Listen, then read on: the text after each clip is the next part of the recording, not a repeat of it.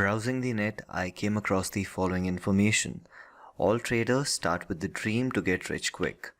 40% traders only trade for 1 month. 80% quit within first 2 years. Only 7% remain after 5 years.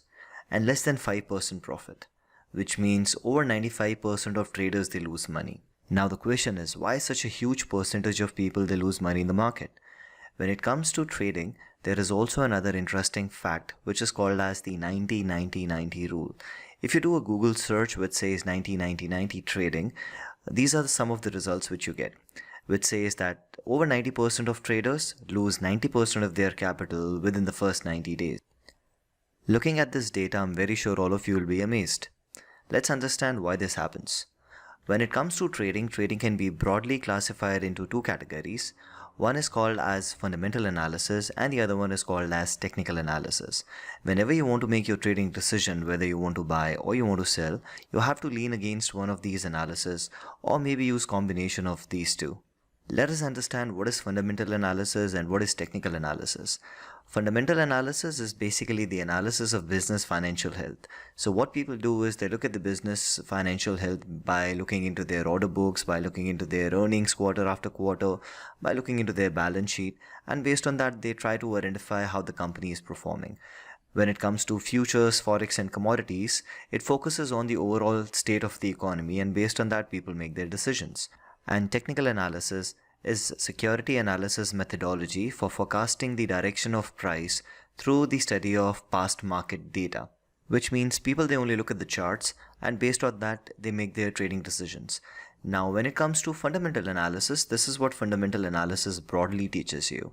If you find a fundamentally strong company, you should always be a buyer, and if you find a fundamentally weak company, you should always be a seller. Now people use a number of methodologies to identify whether the company is fundamentally strong or weak, but once they have identified the company as strong or weak based on their analysis, this is the trading decision they make. Coming to technical analysis, all trading books teach you that trend is your friend, which means if you find something in an uptrend, you should always be a buyer. And if you find something in a downtrend, you should always be a seller. People have been following this learning for n number of years. Still, over 95% of traders they lose money. So what is the reason behind it?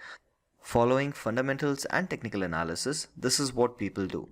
If a company has been going higher and higher, fundamentally it will be a strong company and would be performing really nice if you look at the past data.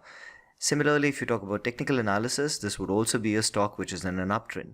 Therefore, people who follow technical analysis will be buying it, and people who follow fundamental analysis would also be looking for buying opportunities on this company. And if a company has been moving lower and lower and lower, fundamentally looking at the past performance, this would be a company which would be fundamentally weak. And if you look at the trend, we will also be in a downtrend. Now, depending upon whether you use fundamental analysis or you use technical analysis, your action would be to sell that company. So this is what we do as traders. If you want to be a buyer, we look for a company which is in an uptrend, or we look for a company which is fundamentally strong and we try to buy that stock. And it is not just the fundamentals and technicals which make you buy it. When you see a stock rallying like crazy, the greed also makes you buy that company. Similarly, based on technical analysis, if something is in a downtrend or if a company is fundamentally weak, we always try to sell it. And other than these two reasons, your emotion of fear can also make you sell that stock. Let's take example of iPhone 7. The cost of this phone as of now is somewhere around $800. Let's imagine that you get this phone at discounted price, which is $600. What would you like to do at this cheap price? I'm very sure you would be very happy buying this phone at $600 because you're getting it at a discounted price. But if you talk about fundamental analysis and technical analysis, the prices moving down technically would be a downtrend and fundamentally would mean that this is an asset which is a weak asset. Similarly, if this is going higher and higher, you would love to be a seller at that expensive price because you know selling at expensive price is the best thing to be done. But what does your fundamentals and technical analysis teach you?